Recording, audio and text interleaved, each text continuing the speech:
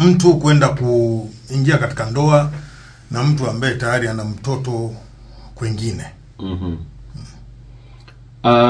Hili jambo lipo, na tukisema halipo tutakuwa tunajaribu kukinai kitu ambacho kiko katika jamii zetu za sasa hivi. Unakuta kwamba asilimia inazidi kuongezeka ya wale watu ambao unakuta anaingia katika ndoa wakati ambapo ashawahi pata mtoto, akiwa baba labda amezalisha mahali, ama akiwa mama labda amepata mtoto kabla aingie katika ndoa. Na mtoto wa nje haimaanishi kwamba kuna mtu aliamua tu kwenda kupata mtoto wa nje. Hakuna mwanamke ama dada yeyote ambaye huamua kwamba leo naenda kupata mtoto ambaye hana baba. Na wengi wa sisi wanaume huwa tunafanya kana kwamba tutakuwepo wakati huyo mtoto atakapozaliwa. Lakini wakati huyu mwanamke anakuja kukuambia kwamba nimepata ujauzito wako, hapo ndo wanaume hubadilika.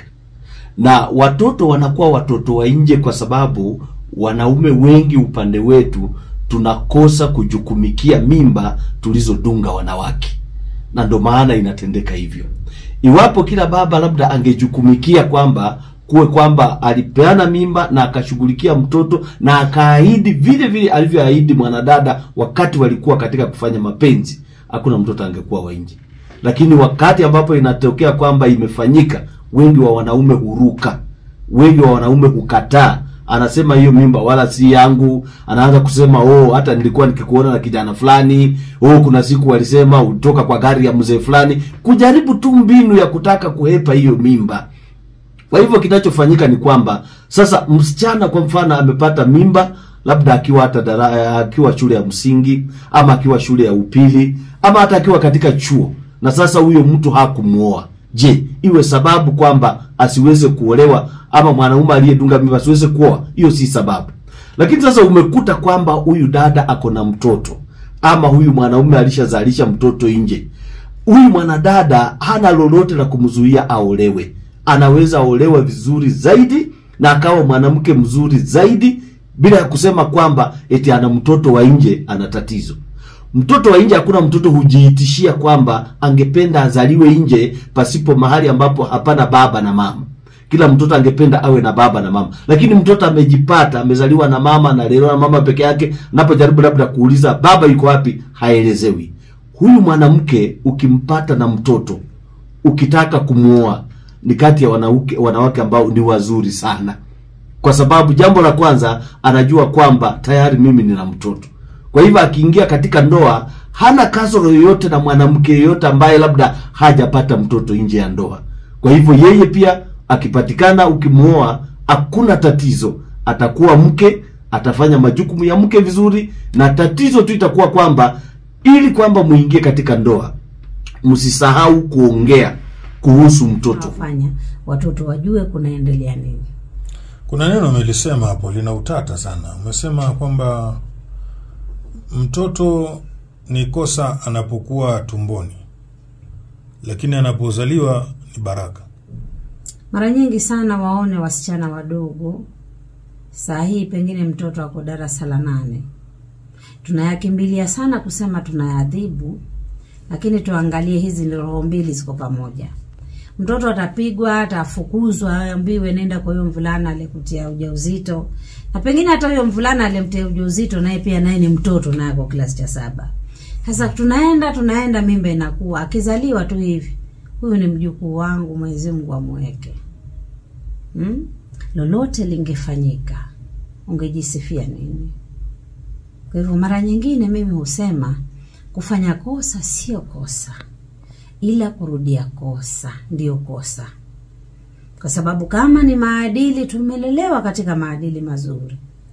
Kisalimia mkubwa usema shikamoo. Akipita mtu mzima mpishe. Ukiona mtu mzima yuaje mpokee. Akifika kwa boma mpishe kiti. Anachokuomba kama ni maji mpatie, si ndio? Lakini siku zote baba hata mguu wenyewe unaotembelea wewe mwenyewe tena hukosea ukajifungua. Kumaanisha sisi si wakamilifu. Chochote kinaweza kufanyika. Lakini je, ninapomsomea mtoto, ninapomlaani, atakapofanikiwa aseme mama shika na kubariki, wewe unaibebaje? Kama mzazi. Je, mnakumbuka ya kwamba huyu mtoto nilimsomea, nikamsomea, nikamlaani? Sasa amebarikiwa na kichukua. Je, unakirudisha kwa kulani ama unakirudisha kwa kukea? Kwamba mwanamume amezaa nje na yuko katika ndoa, mkewe aligundua hilo. Hii ndoa ni sawa iendelee ama isiendelee? Ndoa, unajua mambo haya yote unayatenganisha kabisa na ndoa. Ndoa unaiweka kando, mambo yale yanakuja kutokea baadaye ni mambo yanatokea wakati mshaingia katika ndoa. Na kitu kingine ni kwamba mwanaume kwenda kuzaa nje kama vile tulivyosema, si kwamba huwa linachukua muda mrefu ama siku mzima akiwa analima shamba. Mradi tu ametoka akaenda akakutana na mwanamke kule nje, hata katika chini ya dakika 5 mwanamke ashashika mimba na ashasema ashapata mtoto wa huyu mwanamume. Sasa kwa mfano, mke akikuja kugundua kwamba mume wangu alitoka katika ndoa yangu akaenda kubachika mwanamke mwingine mimba, hilo jambo kitu cha kwanza linavunja moyo. Kwa sababu ni usaliti mkubwa. Maana watu wawili wanapooana, kwa mfano kama Wakristo, ni kwamba si wawili tena, au ni mwili mmoja. Kwa hivyo wao kuanzia hiyo siku hadi kifo kiwatenganishe, uaminifu unahitajika kuwa pale katikati. Ila likisha kwamba lishatendeka, huwa kwamba umemvunja mwenzako moyo, umemjeruhi katika moyo, na umefanya kitu ambacho si rahisi kusahau. Iwapo utagundua kwamba mke wako amegundua ulipata mtoto nje ya ndoa, jambo la kwanza, wewe uliyepata mtoto nje ya ndoa inahitaji urudi chini. Usije ukachukua hiyo sababu. Kwa mfano anakuambia kwamba ulipata mtoto nje ya ndoa, unasema hujui kunipea vizuri. Ulipata mtoto nje ya ndoa ni kwa sababu hutaki kuzaa.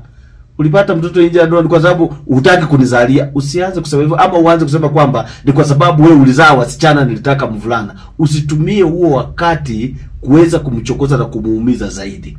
Kwa maana wakati mlipooana hakuna mahali iliandikwa kwamba akipata watoto wa kivulana ama akipata wa kisichana utaruhusiwa kwenda kupajika mwanamke mwingine mimba nje. Kwa hivyo amegundua, nyenyekea wewe mwanamume, ili kwamba umwambie ni makosa, kwa sababu ni makosa. Kuna wanawake ambao wanaelewa sana.